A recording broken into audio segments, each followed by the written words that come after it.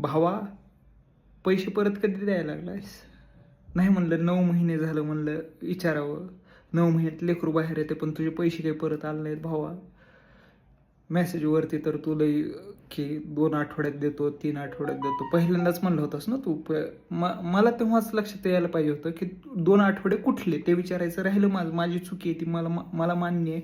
भाऊ मी तुझ्या व्हॉट्सअप स्टेटसला जर तू चेक केलंस ना, पहिला रिप्लाय माझा असतंय. मी क्रशला सुद्धा एवढं मेसेज केलं नाही तेवढे मी तुला मेसेज केलेले तर. तुझ्या सासूचा वाढदिवस तुला माहीत नसेल पण 10 जुलैला होता. त्यांचा अभिनंदनचा पहिला मेसेज मी टाकलेला आहे. तुझा भाचा 10वी पास झाल्यानंतर पहिला अभिनंदनचा मेसेज मी टाकलेला आहे, त्याला रिप्लाय दिला नाहीस तू. आणि परवा माझ्याकडनं चुकून कोणतरी ते तुझं नातेवाईक वारलं होतं, भावपूर्ण श्रद्धांजली अभिनंदन केलं तर तू त्याला लगे असं कुठं रिप्लाय करायचं असतं का म्हणून मेसेज केलास आणि लगे ब्लॉक केलास मला. ही रील पोहोचू द्या भावा तुझ्यापर्यंत. ही इंस्टाग्रामकडे माझी विनंती की ही रील तुझ्यापर्यंत पोहोचू द्या. तुझं दुसरं जर लग्न झालं त्याच्यामध्ये मी आहेरामध्ये 551 रिकामा पाकिट देईन तुला, कारण ते 551 सोडून उरलेले पैसे मला तू वापस ट्रान्सफर कर भावा. लई म्हणजे वैताग यायला लागला खरं सांगतो.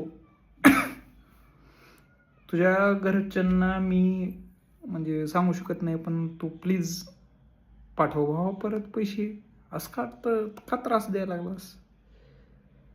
इंस्टाग्रामवरती तुझ्या स्टोरीज दिसतात मला की तू इकडं फिरायला चाललास, तिकडं फिरायला चाललास, दररोज एक नवीन लोकेशन टाका लागलास आणि तू इकडं पैसे पाठवणं झालास भावा. असं नसतंय भावा बरोबर.